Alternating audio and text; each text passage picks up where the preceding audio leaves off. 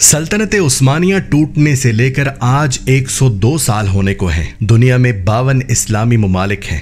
इन 52 इस्लामी ममालिक में से इन 102 सालों में कोई एक मुसलमान लीडर इस्लाम की नामूस के लिए डट कर खड़ा नहीं हो सका, जैसे पाकिस्तान का वज़ीर आज़म इमरान अहमद खान न्याजी खड़ा हुआ।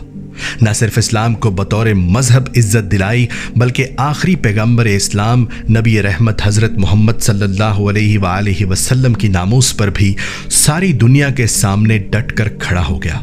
वाज़ेह अल्फाज में तौहीन रिसालत की मुज़म्मत की, दुश्मनान इस्लाम के आगे अल्लाह की वहदनीयत बुलंद की, ला इलाहा इल्लल्लाह का नारा अक़वाम मुत्तहिदा में यूं लगाया कि सोए हुए 52 इस्लामी ममालिक के सरबराहान भी उठ खड़े हुए। आलमे इस्लाम उसे मौजूदा दौर का बहादुर तरीन लीडर कहने लगी। पाकिस्तान का नाम बुलंद होने लगा। अरब व अजम पाकिस्तान की गैरत और बहादुरी को सलाम पेश करने लगे।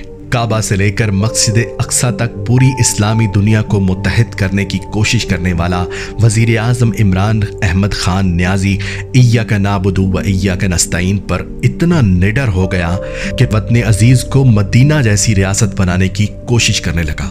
पहली बार नबी पाक सल्लल्लाहु अलैहि वसल्लम का यौम विलादत कौमी सतह पर मनाने का हुक्म दे दिया। पहली बार वतन अजीज में रहमतुल लिल आलमीन एकेडमी बना दी। पहली बार नई नस्ल को गुजारिशात की कि नबी पाक सल्लल्लाहु अलैहि वसल्लम को रोल मॉडल बनाओ। पहली बार इस मुल्क में औरतों को पर्दा करने की तलकीन की। पहली बार अमीर की जेब से निकाल कर गरीब को दिया।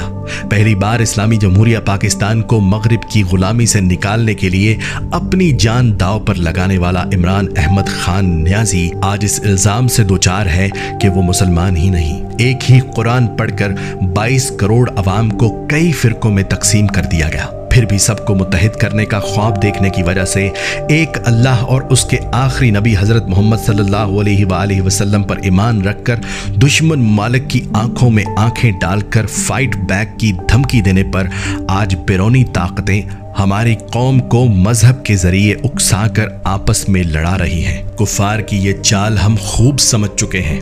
वो डर चुके हैं कि जिस तेजी से इस्लाम फैल रहा था, अगर इस्लाम को यूं ही अमन वाला मजहब बनाकर पेश करते रहे तो बहुत जल्द पूरी दुनिया में सबसे ज्यादा तादाद मुसलमानों की हो जाएगी। ये उनको कबूल नहीं है।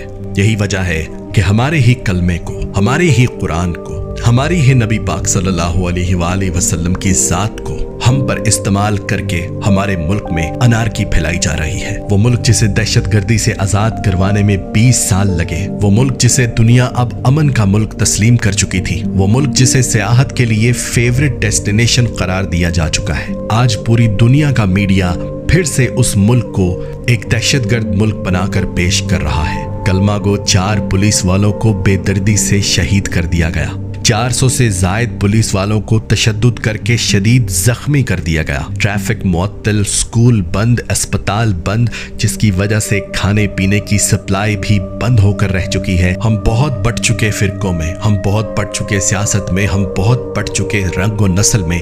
अब हमें बंटना नहीं है, अब हमें मुत्तहिद रहना है। हमें एक अमन पसंद, मोहब्बतें बांटने वाला, नबी पाक सल्लल्लाहु अलैहि वसल्लम की तालीमात सीखने वाला, उन पर चलने वाला, उनकी मानने वाला, उनको रोल मॉडल बनाने वाला मुआशरा चाहिए। हमें तशद्दुद नहीं चाहिए। मैं गुजारिश करूंगा तमाम इदारों से, वजीर आज़म इमरान खान से, कि मगरिब की इन चालों को हम खूब जानते हैं, हम खूब समझ चुके हैं कि वो हमें तोड़ना चाहते हैं। हम आपके साथ हैं वजीर आज़म साहब, हम आपके साथ हैं चीफ ऑफ आर्मी स्टाफ। जिस हद तक जाना पड़े हमारे मुल्क को ऐसे तमाम अनासर से पाक कर दें। पाकिस्तान हमेशा के लिए जिंदाबाद।